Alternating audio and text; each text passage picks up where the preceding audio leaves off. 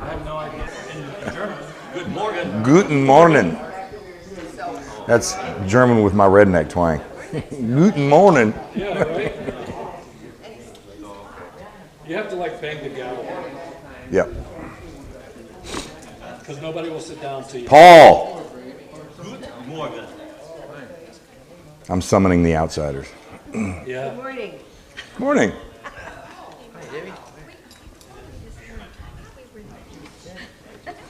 I mean no disrespect to these beautiful flowers, but I can't see y'all with them there. You're excused again. Okay, thank you. Jan, what? Get your book. I looked for another table to put them on, but I didn't see one, so, okay.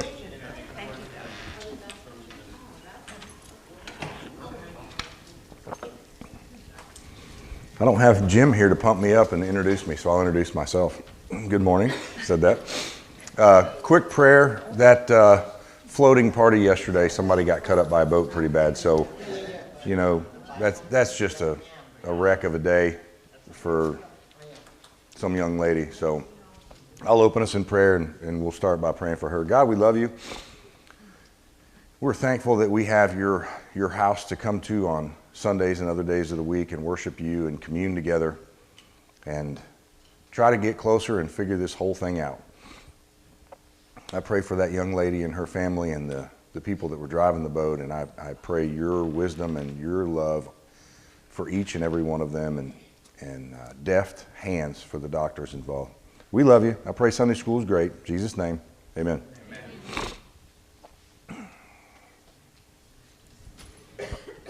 I'd rather laugh with the sinners than cry with the saints. Sinners are much more fun. Only the good die young. Billy Joel, that's exactly right. So believe it or not, that has a little bit to do with the book we're going to be studying today. And feel free to guess, just shout it out. I'll give another couple of random crazy quotes. Let's see if we can make you guys get it. That one makes it a little easy. I'll just eat, drink, and be merry, for tomorrow we die. Any ideas? David? It's close. That you're on the right track. Solomon? Even closer. I give up. No, that's right. You're exactly right. What book did he write? Well, Proverbs and The other one. Psalms. Yeah, and one more. I can't Ecclesiastes. think. Yeah, My yeah. brain just does not work for me. That's a big word that I don't know how to spell without looking at it. So, Right. anyone have thoughts? Anyone read Ecclesiastes and have feelings about the book? Pretty sobering. Somebody who had everything, he gets at his life and goes, what did I really have? I had the world, but yet I didn't have the Lord. The chapter opens and the chapter closes. Is that all there is to life? Parts of it are like, whoa. You think it's like this big, us who may remember the 60s, Ecclesiastic was a big song in it. It was uplifting in a way, a little melancholy, I guess was the way I put it, uplifting but melancholy. Yeah, it's an intense book, no question. And sobering is an interesting word I hadn't thought about. It's jarring in ways, but it's all those things. Solomon was supposedly the author. There's a school of thought out there that said the teacher, or Solomon, if he wrote it about himself, it's clearly about him and his life. But there's some out there that say Solomon may not have written it. It may have been someone writing about him. I don't know. I don't get into all that. It's a great book, and there's a lot of wisdom in there. So, 935 BC, it would have been late in his life. The key verse is the very end of chapter 12, which is the end of the book. That's the whole story. Here now is my conclusion. Fear God and obey his commandments, for this is everyone's duty.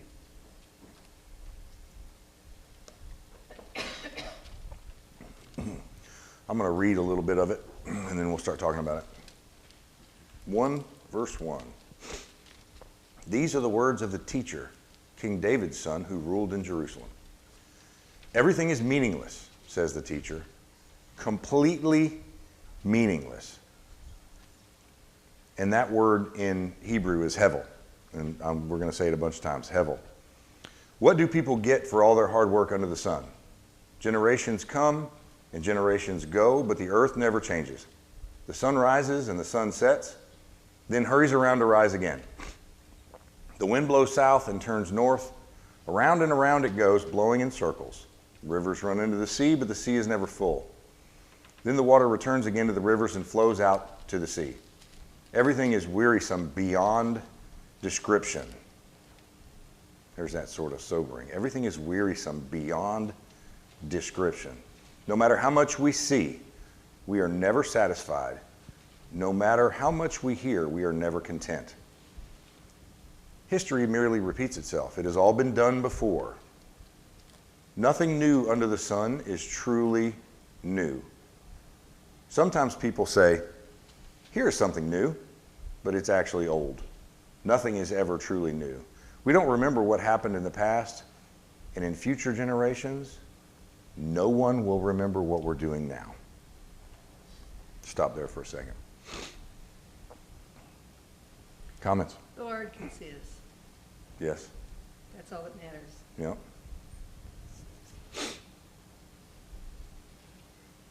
Any comments? Coming from somebody who, at the time and probably now, had everything, had the most wealth, probably wives, concubines. Richest, wisest riches, guy with houses. 1,000 wives.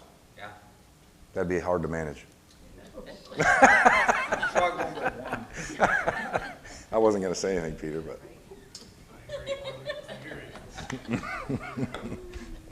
You seem to get in trouble in Sunday school with me. Nothing new under the sun, that grabbed me.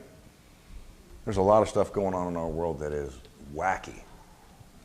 And there's nothing new under the sun. This is scripture. This is the truth. Nothing new. It's all been done before. It's interesting. No one will remember what we're doing now, which means no one will remember you at some point in the future. How long does that take? 2 seconds. Yeah, I mean, your kids will remember you. You made a mark on them, and 2 generations. hopefully your grandkids will remember you. I don't remember my great-grandparents. I never met them. I've seen pictures in a book of this little fuzzy thing, but I couldn't pick them out of a lineup today. And some people put more focus on it than that, but I don't know. So 2 generations? Yeah, that's probably right. I feel like more traditions are passed down than what the people were actually made of, and what they stood for, and what the people were about. But their traditions get. Mm-hmm. But not That's great. really. Yeah, the sort of, the tagline, the chief end of man is to fear God and obey him. And if you do that, and you pass that on to the kids, that can live on into perpetuity. No question. You sort of told the punchline at the end, but that's all right. That's great. Yeah, that's where we're going. That's where we're going. Everything in this book leads to exactly that.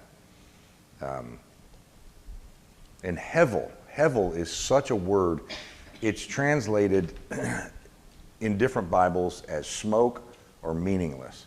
But it's not just a vapor or meaningless. It's about fleeting, temporary, and a paradox or an enigma. It encompasses all those things into one word. Because life is an enigma. It is a paradox. God is incredibly, incredibly mysterious. And he likes it that way. I'm sure it's part of what helps keep us on our toes. Because when we think we got it figured out, we get a big head pretty quick. Speaking. Me. And then I end up doing something stupid and I have to ask forgiveness. And so.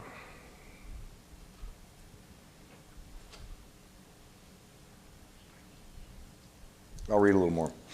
Verse 12. Ecclesiastes chapter 1, verse 12. Thank you. You're welcome. I, the teacher, was king of Israel, and I lived in Jerusalem.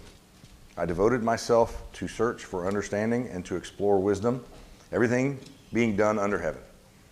I soon discovered that God has dealt a tragic existence to the human race. I observed everything going on under the sun, and really, it is all hevel, meaningless, like chasing the wind. What is wrong cannot be made right. What is missing cannot be recovered. I said to myself, look, I'm wiser than any of the kings who ruled in Jerusalem before me. I have greater wisdom and knowledge than any of them. So I set out to learn everything from wisdom to madness and folly. But I learned firsthand that pursuing all this is like chasing the wind.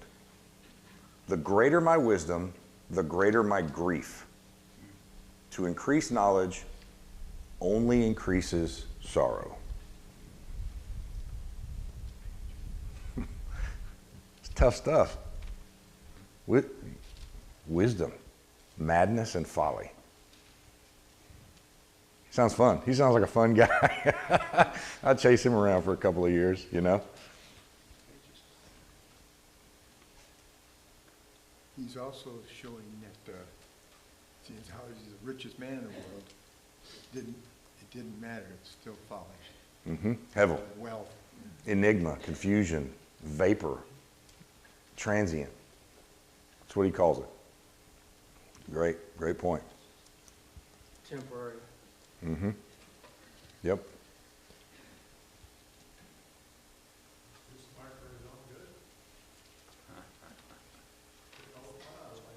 Yeah. The wiser I get, the more miserable I am. Yes, more no. That holds true. Because what is it in life that creates wisdom in a human? Experience. And what is experience? It's getting hit upside the head. You know? Oftentimes, not always, some experiences can be good, but I tend to learn more from the frying pan than, the pancakes. This one is so much fun to see a young child. Just have the simple Oh, that's good. pleasure. Oh, it's great. I didn't even think about that, and it is beautiful because it is one of the most beautiful things on earth. Them soaking their world up, you know? Being excited about it. Mm-hmm.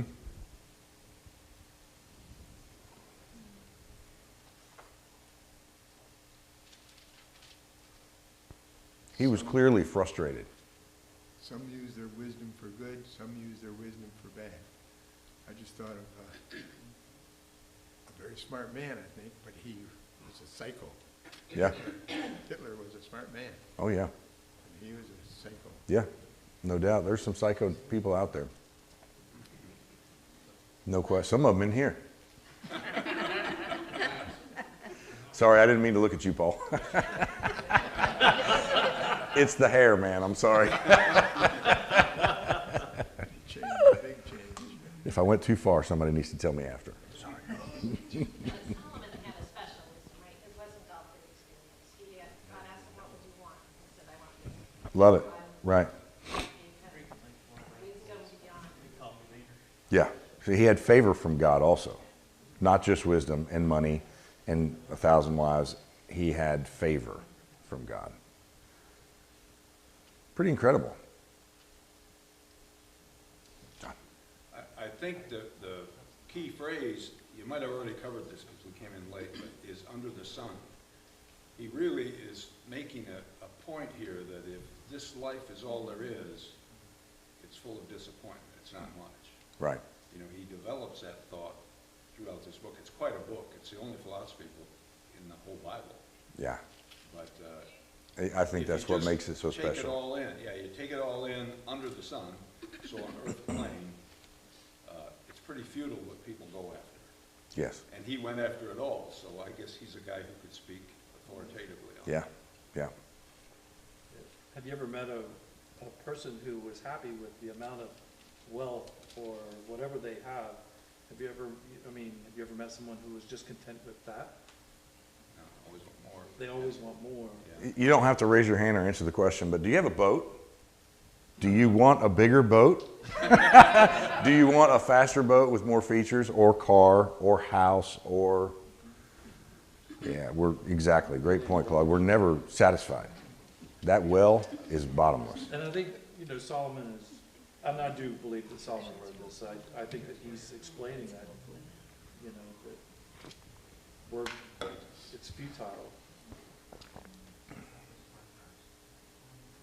Hevel. Everything is futile. Vanity. Vanity is another one, yeah. That has such a weird meaning today, it doesn't really fit, but I get it. Mist, vapor, enigma, mystery.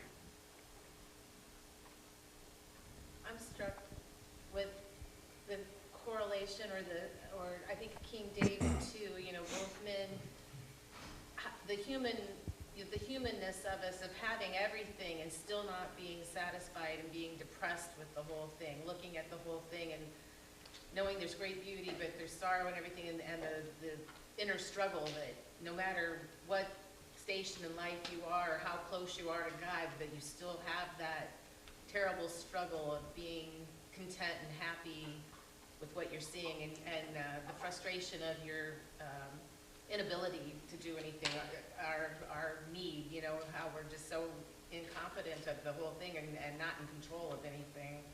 And men of great passion and a walk with God, struggling with that even when they had his favor and was so close to him. Yeah, exactly right. It's difficult. My wife and I talked about this morning. That young lady that got backed up into by the boat, what if she was a Christian? This is going to shake her faith to its core. But truthfully, and I don't mean to be insensitive because she needs prayer and she needs somebody to love her, and but this world is meaningless. It doesn't mean a thing. It's under the sun. There's nothing to it.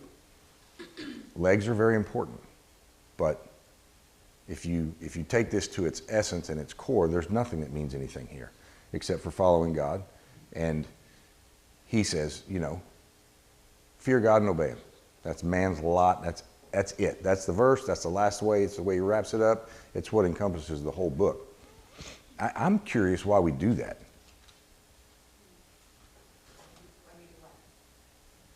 Why do we come here? Why do we play Jesus? I'm not saying we're all playing Jesus, but we do play Jesus. We play the Jesus card whatever. I'm interested in what you guys say about that. We attend this. Why do we eat healthy? Who has habits? I drink coffee. I eat breakfast. I read the Bible. I go to work. These are the things that I do every cycle of that sun. There's certain things I do first and last. And why do we do all that stuff? What else is there to do? Yeah. I love it. Yeah, that's a great answer. That's just what you do. Right. Yeah. Why do we go to church? Invest. Sorry, You go ahead. And this, Battle of the Lisas. Lisa. Go ahead, Lisa. That Lisa. we're here because we're supposed to invest in what's important. And staying home and looking at a computer, looking at the stock. Those are like commercial breaks, but this is what's important. And this is Commercial where break's we're cool. I like that. This is we're investing what's important. Yeah. Lisa. Well, I was just gonna say, why do we do it is because hopefully you've learned, or because Christ has come down and shown you that we do the good habits to try to stay in tune with him, because he does have ultimately our best interest. And some of us have learned the hard way that if you don't, consequences come. Mm-hmm. So if you try to line up, and we need a commercial break sometimes. Yeah, for sure. I love all the Brady. But really, they come here to worship his name and, praise his name and show that he is the true Lord and our Jesus. And Right on. And he is truly here. Yep. That's good. That's right. 100%.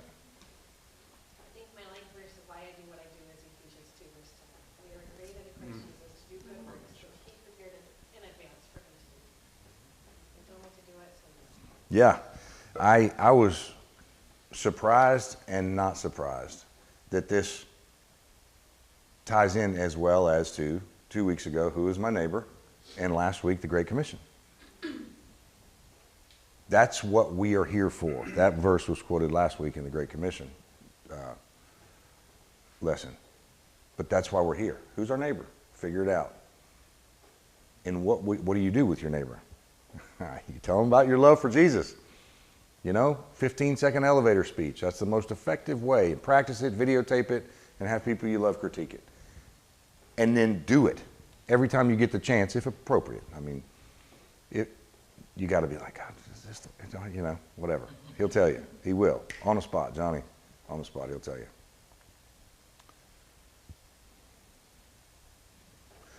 I don't do things in life that I don't get something from, typically.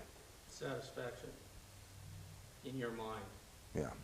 Mother Teresa. What do you think of when I say her name? Catholic Church. What did you say? Crook. That wasn't a word I had thought of or fair. She stole from the church and Did she? I don't know. she got all those things to be given out to the people and she sold it in the black market. Wow. I had no idea. She had a very uncolorful. Interesting. Well, that's good to know. I sort of, in my head, I think of her as a saint, and she's selfless, and Okay. She wasn't. Interesting. Thanks for the insight. That's sort of what this is getting to. I have read that side, I've done a little studying on her and stuff. Nobody else has. So they think I'm wrong. Because they don't have the background of that I do. And I think that's what this is. Yeah, for sure. You do have to look further. You always have to be investigating and tearing yourself up and letting the people close to you do it. Anyway, I didn't expect that, but thank you. I'm gonna learn from that. Where I was going was, she's a saint. She was so selfless, and she did for other people. And was she selfless? Is anybody who's a saint in your eyes selfless? Truly. I don't think any of us are. There's always, we can't. We were born into selfishness. And Born into sin. yeah, and is it a bad thing? You could say yes, and it depends on your view and whatever, but it's who we are. God's whole system is set up. You do this and I'll reward the heck out of you. Mash down and poureth over if you just open your hands. He says it. It's who we are, right? And he knows that. So he uses it to poke us to get to go, because that's how we're created. So I don't believe you can do something without getting some type of consequence, positive or negative. Say that again. I don't think you can act in a vacuum. Something comes back to you, And I think we chase after things that make us feel good, that make us feel whatever it is that you see as a positive thing. So hence my question. Why do we go to church?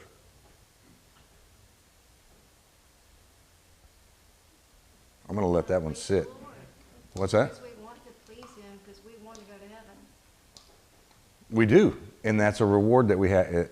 Yeah, I don't want to be like separated forever, right? Bill, yes? Well, back to Jim's word, he had a while ago, satisfaction, if y'all remember. Some of you I know aren't near as old as me, back in the 60s, I couldn't get no satisfaction. Great song reference, man. So there's a song for you. Thank you.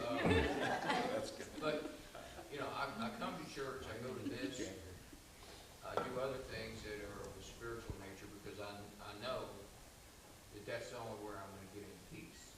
I've tried most everything else the world system has to offer. I've never had a boat with 4 motors on the back. Have you ridden on one? Oh my gosh, it is unbelievable. Anyway, go ahead. We'll talk about that later, right? But anyway, so you get out 25, 30 miles out at sea with your 4 motors on the back of your new center console 32-foot boat, okay? 42. You got peace, man. You got satisfaction until the steering goes out. You can't turn those motors everything the world has to offer. I mean, those things are great. There's nothing wrong with having. But just don't think you're going to get any real peace. The only place to really get peace is from Him. And dry ground. Dry ground. Yeah. Yeah, I agree. But it comes at a cost. Peace.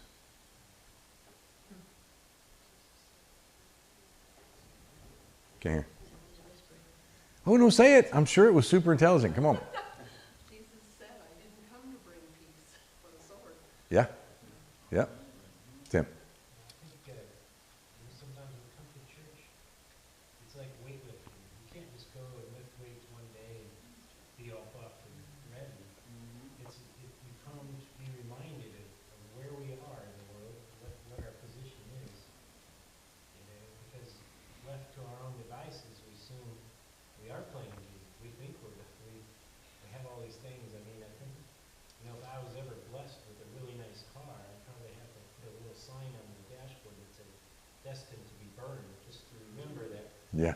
this isn't what it's all about. Yeah. There's, you know, Yeah. it's in God's eyes. Yeah, two things you said that I love, and I'm going to say the rich man and the camel through the eye of a needle. It's tough when you're rich, when you have all that stuff to depend on God. So that's a great point. I love what you said is to come to be reminded, because if you are truly engaged in your church and you're open to relationship with the people in here, they're sure as heck going to tell you who you are and where you're stepping out of line and things you may need to, take a little hammer and chisel to. That is the nature of relationship, which sometimes this church is tough. It comes at a cost to come here and be in relationship and to get peace. Peace is difficult. That young lady, I brought her up before. She's going to struggle with peace for a while, even if she's a daggum Christian that has been her whole life and loves Jesus, and she's going to struggle because it's not fair. And you have to accept it. That's the cost I was talking about. You have to accept day to day whatever comes to try to chase that peace. Is that fair? That's hevel. That's what I'm talking about. That enigma, that thing that just drives him up a wall. He wrote a whole book about it, and it's awesome. But that's the life that's the cost, is you have to deal with hevel, with everything being nothing but a vapor. But the struggle is not a bad thing. Oh, it makes you stronger, like weightlifting, like your hubby said, you know? Yep. And it takes work, and it takes effort, and it's part of the process. Fear God, do what he says. Yeah, I feel like a lot of times we go to, what do we want, material things, but you can also be wanting, oh, I wish I had more help like they do, or I wish I was stronger like they are. So it doesn't even have to be material things. You have to examine, what are you? You're not accepting your hevel if you're looking at everybody else. Tell my 2-year-olds all the time the same thing I told my kids growing up. Life isn't fair. The sooner you accept that, the happier you'll be in life. Yeah, yeah. Another one that we raised our kids on is fair is not necessarily equal. That's a fun one. That made them mad. I want one. She got one. No, not the way it Sounds works. very Orwellian. This conflict that exists in us, I think somebody over there, I think I heard it, is that, Jesus didn't come here for peace. Right. He didn't come here With a to sword. make it all peaceful. Yeah. I'm going to put a song lyric here. I never promised you a rose garden. Yeah. Not hard rock, but still, Yeah. some of us remember that one. Yeah. That theme sort of took off, man. You guys keep going with the song lyrics and work it in, all right? That's fun. I started with a lyric from Only the Good Die Young, Billy Joel. That's how I opened today. So, I think there's something yeah. at the core, and that is a value system. We don't all have the same value system. Even though we're reading the same manual, we still don't. Well, as a believer, I have a different value system than I did before I was a believer. So what we're looking for is important. I think, again, I love the book of Ecclesiastes, but he develops a thing, basically he says, enjoy the fruit of your labor and so forth. So it's not wrong to enjoy these things, but enjoy them in perspective, and that's your value system. Don't make him your God. You know, this thing brings me pleasure, I enjoy it, okay? But this is not ultimate pleasure, and this is not ultimate end. And so I Right. think the value system drives what we go after and what we value, and that comes like to church. I didn't used to value church, I value it now. Yeah. Because my system has changed. Mhm. And I get something that is more lasting when I come here. It's more real than the temporary stuff. Yeah, yeah, you make a great point. What do we go after? It's super interesting. And I quoted another song lyric in the beginning, eat, drink, and be merry, for tomorrow we die. Does anybody know who sang that? Dave Matthews? Jesus did too. He quoted. Yeah. Somebody Paul did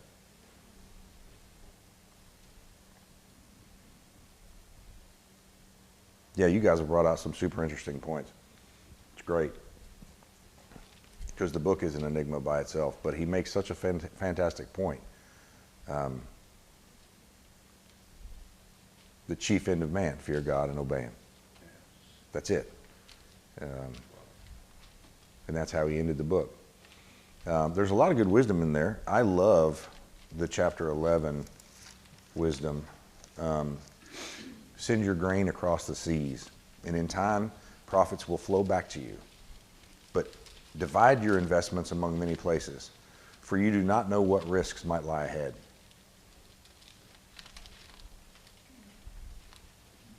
It's great investment wisdom. And some versions say 7 or 8 places. So don't have all your money in real estate. Don't have all your money in the stock market. Don't have all your money in silver and gold or cryptocurrency or whatever it is that you're doing. 7 or 8 places, because you don't know what's going to befall any of those places. And is focusing on your money or your boat, 4-engine boat, that's a lot of money for a 4-engine boat. Anyway, is it bad? John said we should enjoy ourselves while we're here.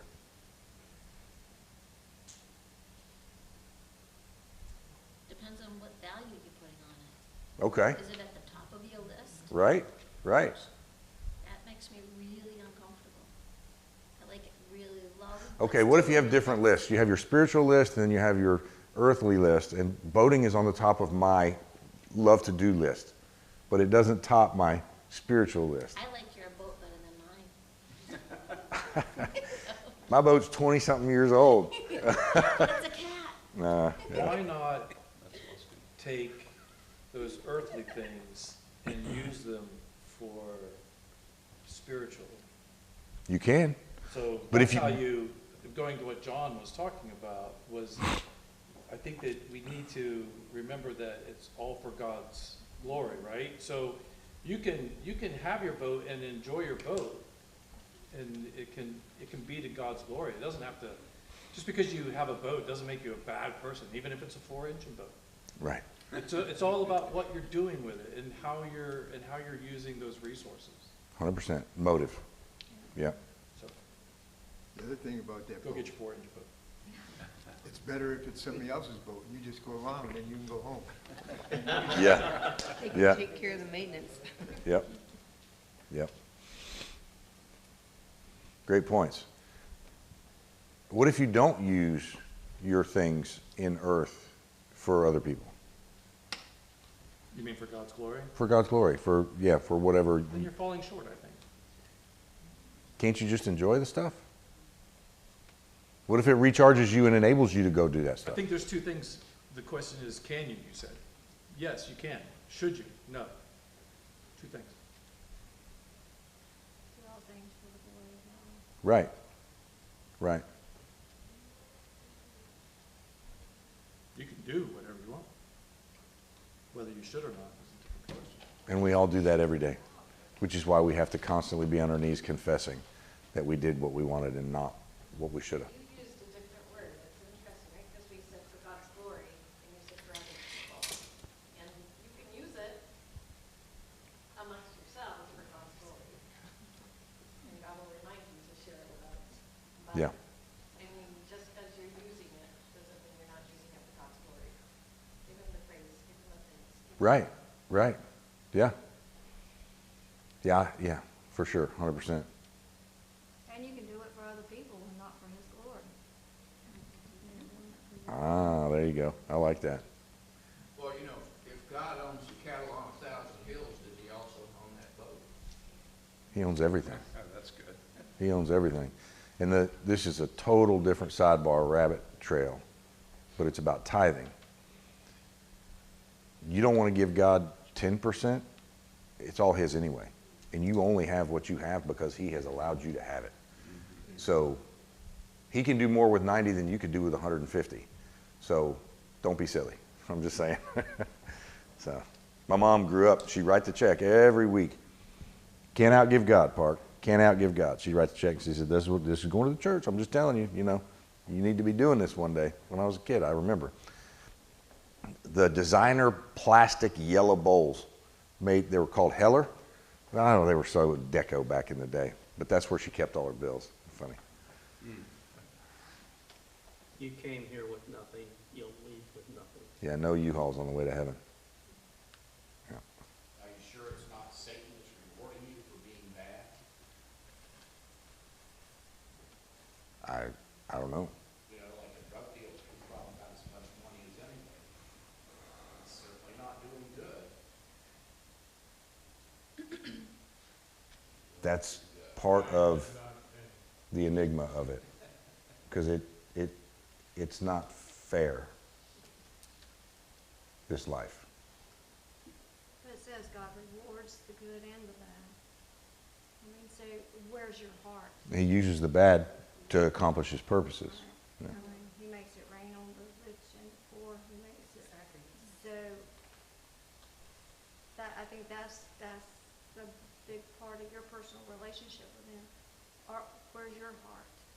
Because we can't look at somebody and say that they're right with God based on earthly things. When you guys come up with all this great wisdom, I don't even have to look at my notes. It's so fantastic, man. I love Sunday school for this. Yeah, we talked a little bit about coffee and whatever you do all day, every day.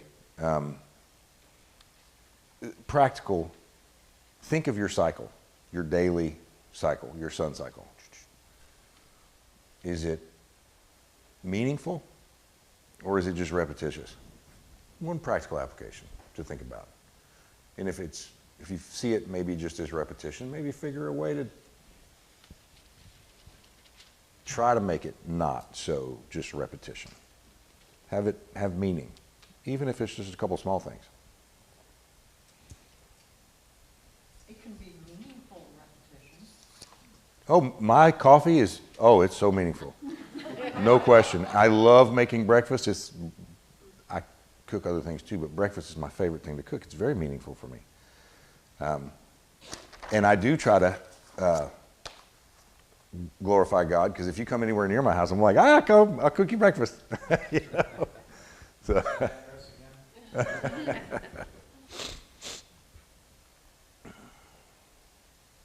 I think like Marge says, I mean, we can glorify God even in our private, quiet time. So it can be extended to others, but it can also be just vertically to Him. Yeah. And it is really a question of motive. With regard to, I don't mean to make a blanket statement, but it sort of seems that way. Can I be happy? Can I use this? Can I have fun? Can I go here, eat this, drink this, be with these people? What's your end? What's your end game in everything that you do? Well, you shouldn't do things abusively. I mean, you can have a drink, but you have to know when not to take any more of it. So. This keeps running through my mind, so I'll bring it up. But Paul in 1 Corinthians said, all things are lawful for me. And the point there. Even shellfish? Well, as a believer. Pork? I can do whatever. I'm not going to go to hell for doing it. I'm redeemed. So all things are lawful, but Then he says, but all things are not expedient, and the word, that means profitable. Beneficial, yeah. So whatever it is we're doing, even if it's coffee or the boat ride, does this, the word actually for expedient means to propel, it means to move me along in my journey. So are these things helping me toward the goal, or are they hindering me from the goal? So coffee might get me going, you know, and the boat might give me that R&R that I need to go and be stronger. Yeah. But if we weigh them by the concept of expedience, profitability, and profitability in what my goal is, then I think it gives it a whole different meaning. Even making money, there are people who, there's a great story of a guy who went up to the mission field and failed miserably. He was a banker. He came back because he wasn't efficient at that, but he made a bunch of money and sent it to the mission field. You know, so it was profitable for him to make the money because of the goal, which was to enhance missions. He couldn't do it himself, but he could help those who could do it. So I think expediency It's wonderful. is it. And that's a great sidebar off of this. Be you. Stay in your lane. Figure out who you are. Because we're all created wonderfully and differently and known before the foundation of the earth to do God's will. In our own way. Because I can reach people that probably nobody in here can. And you guys can reach people that I sure as heck can't. And that is the beauty of the body of Christ. Because we're all so different. You know? So that meaning for you is going to be quite different. Similar, but different from mine or the person sitting next to you. Well, remember, that's exactly what we said 2 weeks ago. Yeah? Yeah. Oh, yeah, that's right. We did. Yep. Your neighbor. Yep. My favorite part about that statement, God did that on purpose. He purposely made us different. Oh, yeah. We would be automatons. We'd all be the same bipedal humanoids. Just walking down the road. All right, all right. The key to accepting hevel, just a little funny note, total trust in God as I experience it, not as I think it ought to be. And that's a price. That's the price I was talking about before. Total trust in God as I experience it, not as I think it ought to be. I'm pretty good at ought to be. You know? I think we all struggle with that. It ought to be this way. It ought to be that way. Because it just makes sense in our head. And it would be so much more convenient.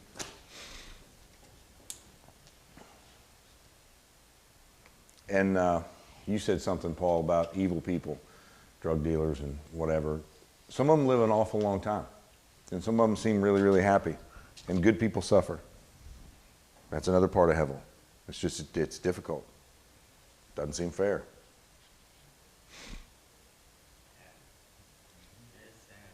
Yeah, no, yeah, for sure. Dividends and rewards and judgment is not issued out by the world. Sometimes we get confused. Wow, my stock did great. Good Lord must have been loving Peter, you know, and then something happens to a person, you know, having fun, and well, they must have did something wrong. Well, it's not right. Right. No, that's another good point. The world The way you act doesn't determine how you either get punished or rewarded. Not directly. That's a statement that takes a lot of unraveling, but it's not the way they believed it in the Old Testament. If somebody's got something wrong with them, it's because they sinned. That's not, to your point, that's not right. But is it wrong? My buddy, we went fishing yesterday, and my buddy threw the cast net for us, and I chummed, and he said before, every time he threw, God, I need a big circle, and we need to catch those fish, you know? And he said that little open prayer every time he threw the cast net. A couple of them were just like this. They were skinny and long. I was like, God ain't listening to you. So, but I don't see anything wrong with that either. Just having a conversation with God. Hey, thanks, man. I'm going to throw this big open circle, and I'm going to catch a bunch of those little greenbacks so we can catch some grouper, you know? So, think as long as we keep in mind that God answers us, but he's not a genie in a bottle. He's not just, Back to motive. right. If you're, hey, God, I'll throw it 10, 15, 20 more times if I have to, whatever. The fish might not be here. He didn't throw enough chum, whatever. But if you expect it, that's wrong motive.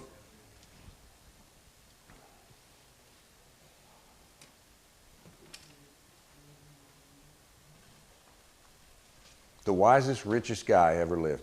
We going to listen to him? God's favor. God said, what do you want? He said, I want wisdom. Is that what y'all would all ask for? I don't know what I'd ask for. I'll be fourth on the list. It'd be fourth.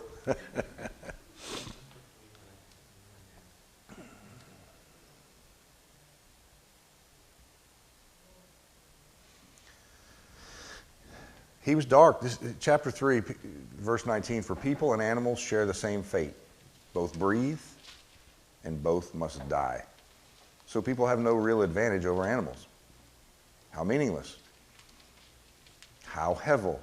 Both go to the same place. The dust, where they came from, is where they return.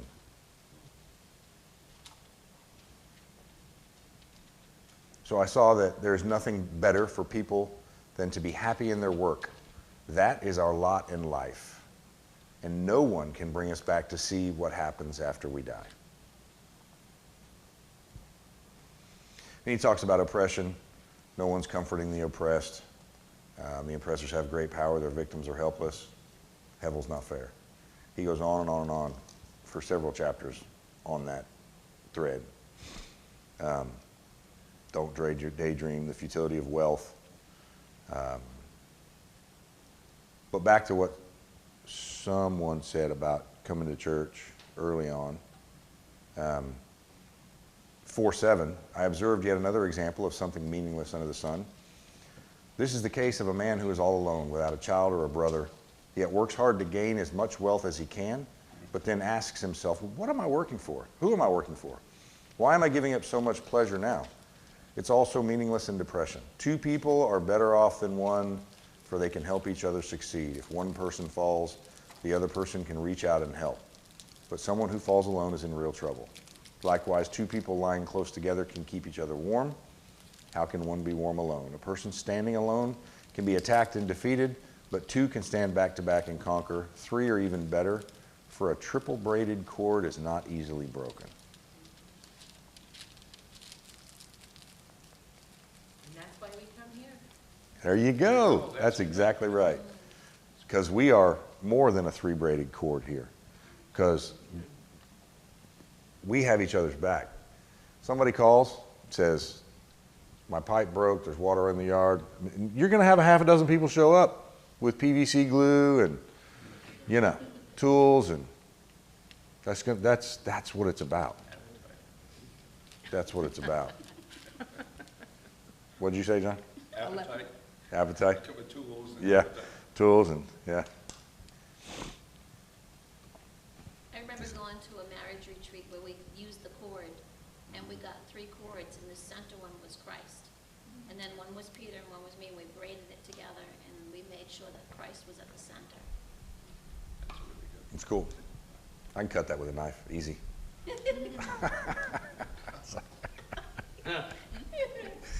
Just my weirdness, sorry. And my relationship with Lisa can sustain that kind of weird, dark humor. I'm just saying. She's my neighbor, so. Any final thoughts on Ecclesiastes? It's supposed to wake us up and remind us that life is short. Wake up call. You know, if Yeah. you had 5 weeks left to live, what would you do with your time? You know? That would wake you up. Yeah. Yeah, one guy wrote, this is going to shatter your expectations and throw them on the floor in front of you. And if you can deal with that, if you can metabolize that, you could grow. But not if you keep and hanging on to the way it ought to be, because that's just about you. And checking your motive for every single thing. What's next week? I don't know. Ask St. Claude, he'll tell you.